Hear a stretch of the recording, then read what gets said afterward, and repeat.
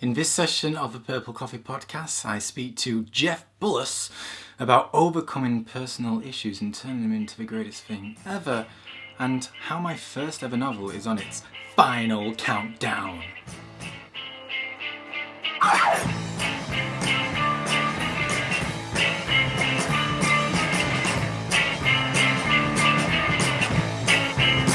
Welcome to session 13 of the Purple Coffee Podcast, inspiring stories from creative entrepreneurs. I am your host, Turndog, and in today's wonderful session, I speak to the inspiring Jeff Bullas, who's an internet marketer, social media maven, author, and someone who's been there and done it for rather a long time now.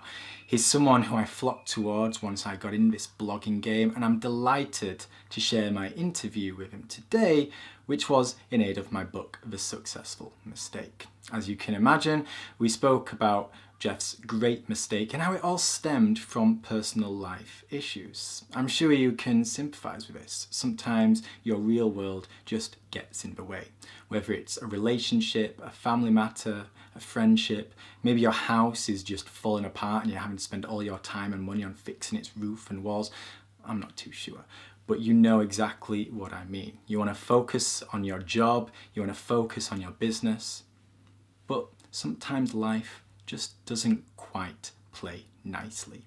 And this is exactly what Jeff talks about. But here's the thing. It didn't affect him so much as drove him to ultimately his promised land. He started speaking honestly about his experiences. It turned him towards things like blogging and social media, and readers flocked towards him because he was being honest and transparent and just sharing an amazing insight into his life.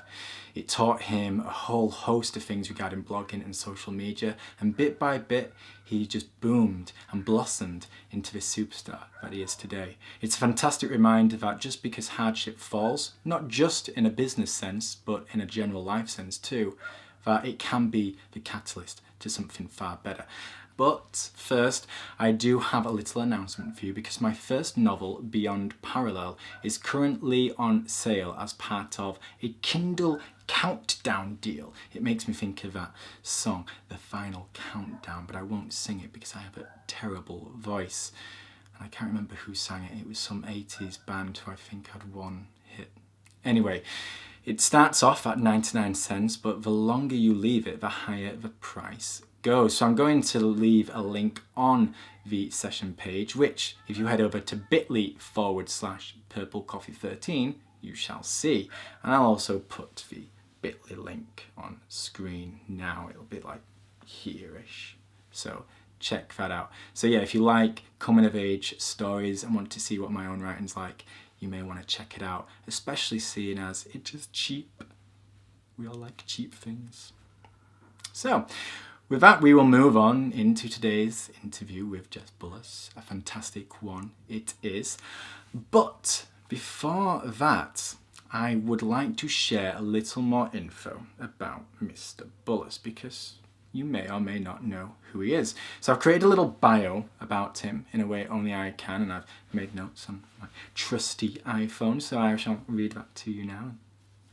The master himself, Jeff Bullas, was rocking out social media whilst you were still figuring out which was better, The Incredibles or Shrek 2.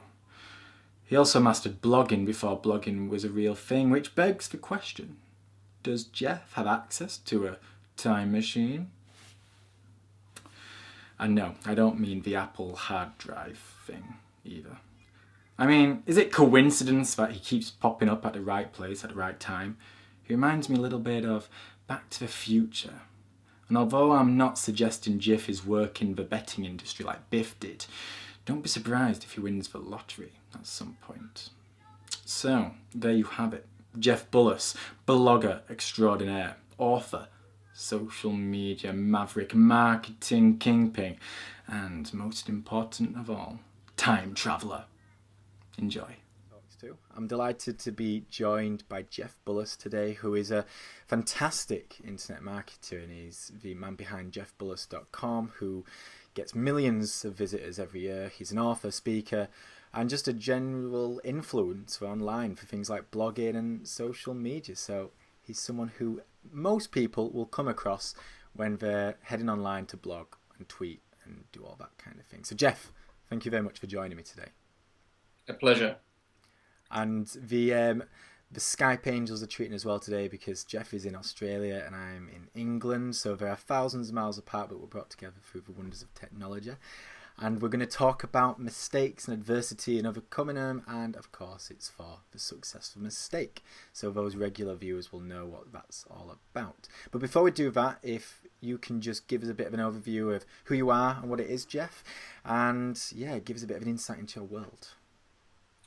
I was originally a teacher, so that's where I started in terms of my career, and then I moved into the technology space. So I've seen actually the PC revolution, followed by the web in the mid '90s, and then into social media and blogging in the last few years. So that's really been my journey. So I suppose I started as a teacher, and I struggled with that, and decided that I didn't want to educate people that didn't want to learn, which most students seem to be in that space. So, so today we're actually educating, I suppose, online, people that are passionate about blogging or social media and want to learn more. So that's where we are today. Yeah, very much a modern day teacher now, where I suppose just about everyone who's a blogger is a teacher in sort of some light. And once you start releasing, I guess, course material and PDFs that people can learn from, you are still, I guess the worlds aren't that different. But like you say, it's one where you're not fighting an uphill battle, and the other you're actually speaking to people who want to learn. Yeah, and one of the things I like about blogging is that you can put an article out and you can be educating while you sleep, which is pretty cool. Yeah, absolutely. I totally agree with that. We've certainly seen a great deal of success with that, but I'm sure you've hit a few bumpy rocks along the way. So I must say, I'm intrigued to know about the mistake you're going to focus on. So please tell us a little bit about the story behind it, what happened, how it occurred, and the journey that it's led you on since. Well, I suppose the place I was at just before I started the blog was not a good space. I'd just been through a divorce. Credit card debts were huge. I was looking for work, and I decided to start the blog. So I'm almost what you call an accidental blogger. So I was in a pretty bad place, but the blog actually provided an outlet for me to actually express my thoughts and passions, I suppose. Okay. When was this? This will have been a This few is years ago. about 4 years ago. Okay, fantastic. So, I mean, where's the mistake kind of coming from? That was it just a case of you were facing a great deal of sort of personal issues, and you just turned to the online world for a bit of an outlet, and you've started finding yourself connecting with people? Yeah, well, I actually done a lot of things in the past. I was had done a retail business and that didn't work out, and I've done some real estate and that didn't work out. So the blog was something that I did built from an intriguing curiosity about social media and its effect on people. And so that curiosity turned into me starting to write about it, and that's which really came from a passion and purpose. I suppose what bubbled up behind too was when I got to 70 or 80, what would people say about Jeff Bullas? And 4.5 years ago, it wouldn't be much, and maybe today it's a little bit more, because I think we all try to find our passion and purpose in life and why we're here without doing something your parents wanted you to do. So the blog started from, I suppose, a blend of passions and interests such as technology, marketing, interest in people and how technology affected them. And then I'd actually discovered when I started the blog that I actually really loved writing and people seemed to enjoy it. So it was a really interesting, I suppose, synergy between a range of passions and interests. Absolutely. And I suppose this is something a lot of people can take head from, because we all go through sort of personal issues, you know, whether it's related to a relationship or family, or whether it's sort of money debts from a previous time in life, whatever it might be. We all go through the sort of rough patches in life, and sometimes you think that will have a detrimental effect on your career. And I know that I've faced them personal issues when I just started out my sort of business, and it can be hard, but at the same time, it gives you an outlet. It gives you an escape where, for a few hours, you get lost in, in your case and in my case as well, writing. But for some people, it might be meetings or networking or the design, whatever it could be. And losing yourself in that can certainly open up whole new worlds. Yeah, exactly. And I think by the act of actually starting the blog, you move from what I call instruction to construction. You actually have got to take, what you've learned and start putting it, on a page, but in this case, it's actually on the web. I think by the art of actually expression, then the reality is that you learn so much more by doing that. And that's where the real magic happens, is actually when you actually sit down and start doing the work. Mm. And I imagine you weren't kind of putting yourself under any pressure doing this blog. It was just a release, so you were just being 100% transparent and honest. And that's often when the great things come, because people flock toward that. Well, I think what happened really in that space was social media was starting to really get some momentum. So the space was globally quite hot, I suppose.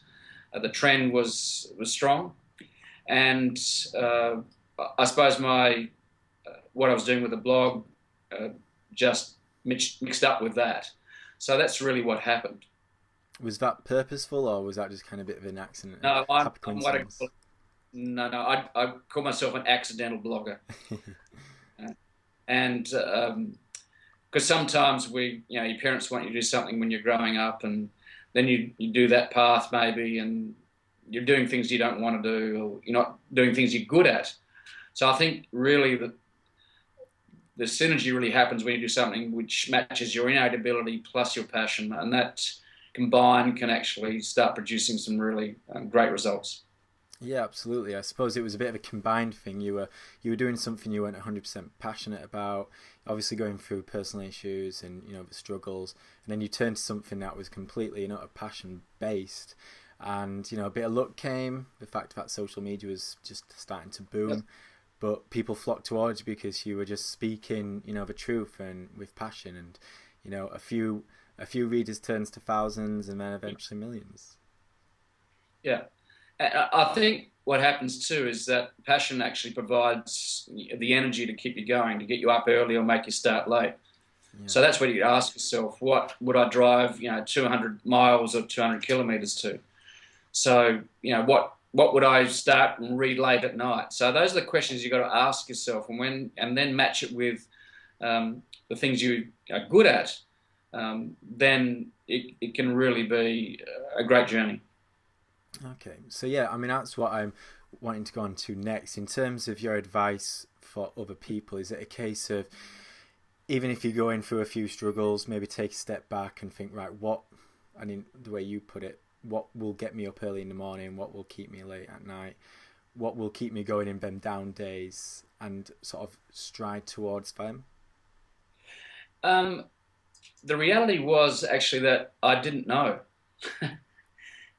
But when you start the journey and you look back, like in the revision mirror, going, okay, that's what worked. And I think then you actually can communicate that to people, and whether you're helping your children or friends, going, this is what's worked for me. I don't know if it'll work for you, but these are the ingredients.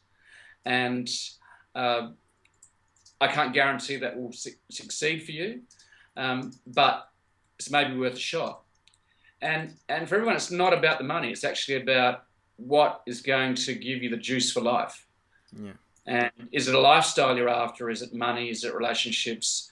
And you've got to make sure that life works as best as possible. So there's lots of different, ingredients in the mix. Fantastic. And I like how you say the juice of life there, because quite often if you find that the other material things like money and authority and fame, that will kind of come on the back of it, but you need to really find that energy before all that comes in, because otherwise it's a little fake and distant. Yeah. Exactly. So sometimes people say fake it till you make it, and there's a certain truth in that, but at the end of the day, if you're doing something you love, then it's not work. Yeah.